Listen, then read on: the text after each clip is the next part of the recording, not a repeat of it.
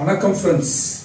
இன்னைக்கு நம்ம TN media ID சேனலில் பார்க்கக்கூடிய வீடியோ பதிவிற்கு முன்னாடி நீங்கள் இப்போ தான் முதல் முறையாக நீங்கள் வந்து சேனல் பேஜில் வந்திருக்கீங்கன்னா தயவு செஞ்சு சப்ஸ்கிரைப் பண்ணுங்கள்.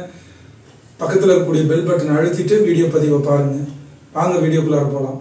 இன்னைக்கு நம்ம வீடியோ தொகுப்பில் என்ன பார்க்க போகிறோம் அப்படின்னா, நம்ம நாட்டில் இருக்கக்கூடிய முக்கியமான தலைவர்கள், உயர் அதிகாரிகளுடைய ஒரு மாத சம்பளம் எவ்வளவு அப்படிங்கிறது தான் பார்க்க போகிறோம்.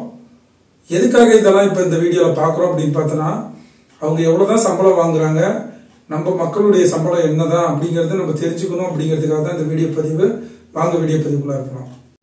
ஒரு நாட்டுடைய பொருளாதார வளர்ச்சி பார்த்தோன்னா, அந்த நாட்டுடைய உள்கட்டமைப்புலையும் பிளஸ் அங்கே இருக்கக்கூடிய உற்பத்திலையும் தான் இருக்குது. நம்ம நாட்டுடைய உற்பத்தி அப்படின்னு பார்த்தோன்னா, விவசாயம் வேளாண் சார்ந்த பொருட்களுக்கு தான் 70% உற்பத்தி இங்கே நடக்குது. மீதி 30% தான் மற்ற சேவை, அதாவது ஐடி ஃபீல்டாக இருக்கட்டும், இல்லை மற்ற தொழில் நிறுவனங்களாக இருக்கட்டும், எல்லாமே சேர்த்து மீதி 30% தான். ஸோ இங்கே இருக்கக்கூடிய சம்பளங்கள், மக்களுடைய சம்பளங்கள் எப்படி இருக்கு, அதே மாதிரி பெரிய பெரிய தலைவர்கள் அவர்களுடைய சம்பளம் எவ்வளோ அப்படிங்கிறது பார்க்க போகிறோம். நம்ம இந்திய நாட்டுடைய முதல் குடிமகன், அதாவது குடியரசுத் தலைவருடைய ஒரு மாத சம்பளம் எவ்வளோ அப்படின்னு பார்த்தோன்னா 5 லட்சம். அவங்களுடைய ஒரு மாதத்துடைய சம்பள நிலவரம் என்ன அப்படின்னு பார்த்தோன்னா 5 லட்சம். துணை குடியரசுத் தலைவருடைய ஒரு மாத சம்பளம் எவ்வளோ அப்படின்னு பார்த்தோன்னா 3,54,000. இதே வந்து பார்த்தோன்னா ஒரு எம்பியுடைய, அதாவது பிரதம மந்திரியிலிருந்து மற்ற எல்லா எம்பிஸோட சம்பளம் அப்படின்னு பார்த்தோன்னா 2.5 லட்சம், அதாவது 2,50,000. அதே மாதிரி கவர்னருடைய, அதாவது ஒவ்வொரு மாநிலத்துடைய ஆளுநர்னு சொல்லப்படுற கவர்னர், அவர்களுடைய சம்பளம் எவ்வளோ அப்படின்னு பார்த்தோன்னா 3.5, அதாவது 3.5 லட்சம். அடுத்தது அப்படின்னு பார்த்தோன்னா தலைமை நீதிபதி, அதாவது உச்ச நீதிமன்ற தலைமை நீதிபதி, அவர்களுடைய சம்பளம் எவ்வளவு அப்படின்னு பார்த்தோன்னா 2,80,000. அதுக்கடுத்து அப்படின்னு பார்த்தோன்னு வச்சுக்கோங்களேன், இதே உச்ச நீதிமன்றத்தில் இருக்கக்கூடிய மற்ற நீதிபதிகள் அவங்க, அப்புறம் ஒவ்வொரு மாநிலத்துடைய உயர் நீதிமன்றத்தோட தலைமை நீதிபதி அவர்களா இருக்கட்டும், இல்ல வந்து எலெக்ஷன் கமிஷனுடைய சேர்மன், அதாவது எலெக்ஷன் கமிஷனுடைய அதிகாரியா இருக்கட்டும், ராணுவ தளபதி, அப்புறம் பார்த்தோன்னு வச்சுக்கோங்களேன் யூபிஎஸ்சியோட சேர்மன், அப்புறம் தலைமை தணிக்கை கணக்காளர், அவர், இவங்களுக்கெல்லாம் மாத சம்பளம் எவ்வளவு அப்படின்னு பார்த்தோம்னா 2,50,000.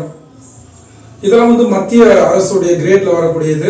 நம்ம மாநில அரசு நம்ம எடுத்துக்கிட்டோம்னா, ஒவ்வொரு மாநிலத்தினுடைய எம்எல்ஏ அவங்களுடைய சம்பளம் எவ்வளவு அப்படின்னு பார்த்தோம்னா, ஒவ்வொரு மாநிலத்திலயும் ஒவ்வொரு விதமா இருக்கு சம்பளம்.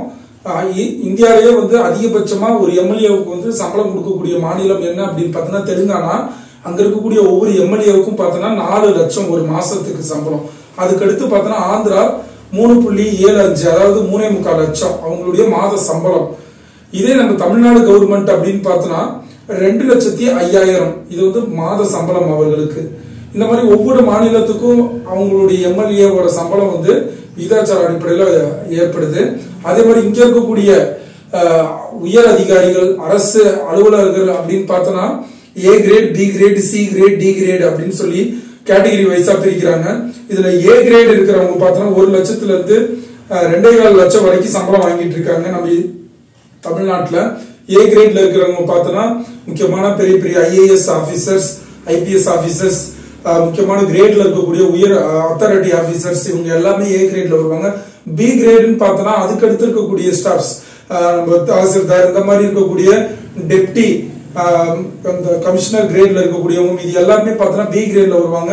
அவங்களுக்கு அப்படின்னு பார்த்தோன்னா மாத சம்பளம் அப்படின்னு பார்த்தோன்னா அவங்களுக்கு கிட்டத்தட்ட பார்த்தோன்னா ஒரு 80,000 இருந்து 1.5 லட்சம் வரைக்கும் அவங்களுடைய மாத சம்பளம் வந்துட்டு இருக்கு.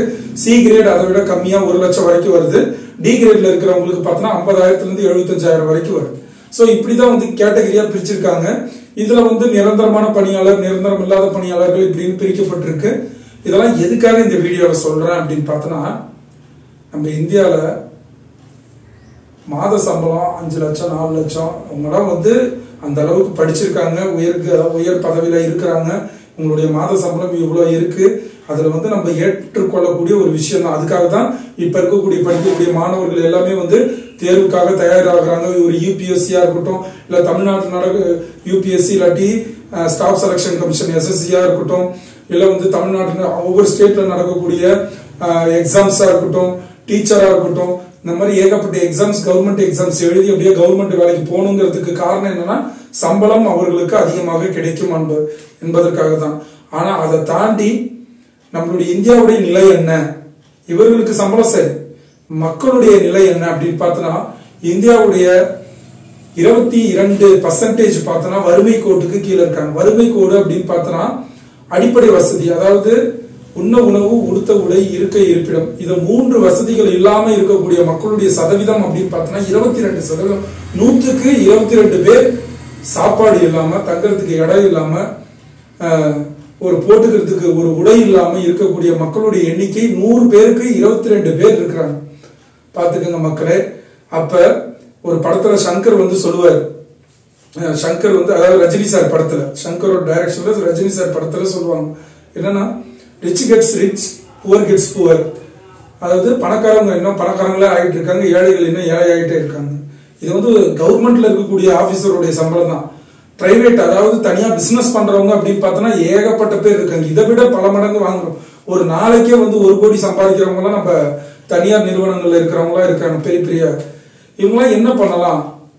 ஒன்றும் இல்லை, ஒரு அடிப்படை வசதி இல்லாத ஒரு கிராமத்தை வந்து தத்தெடுத்து அவங்களுக்கு தேவையான அடிப்படை வசதிகள் செஞ்சு கொடுக்கலாம். இந்த மாதிரி ஒரு மாற்றங்களை வந்து ஒரு அரசு தான் எடுத்து செய்யணும்னு கிடையாது. நல்லா மனசு இருக்கக்கூடிய ஒரு பெரிய, நம்மள்கிட்ட வந்து பணம் 5 தலைமுறைக்கு மீறியே இருக்கு அப்படின்னா எடுத்து மக்களுக்காக ஒரு கிராமம் தான், ஒரு கிராமத்துல இருக்கக்கூடிய மக்களுக்கு அடிப்படை வசதிகளை செஞ்சு கொடுக்கறதுல இருந்து, அவர்களுக்கு ஏதாவது வேலை வாய்ப்பு, படிச்சவங்களுக்கு ஏதாவது கொடுக்கறதுல இருந்து, இந்த மாதிரி ஒரு அவங்களால முடிஞ்ச அளவுக்கு ஏதோ ஒரு உதவிகள் செஞ்சாலே நம்ம நாடு ஓரளவுக்கு மேல மேல வரதுக்கான வாய்ப்புகள் இருக்கு. ஸோ அதற்காக தான் இந்த வீடியோ பதிவு. சம்பளம் வாங்குறது ஒன்றும் தப்பு கிடையாது, அவங்களோட முயற்சிக்கு அவங்களுக்கு இந்த சம்பளம் கிடைச்சிருக்கு, அதுல வந்து நம்ம எந்த குறையும் சொல்ல போறது கிடையாது.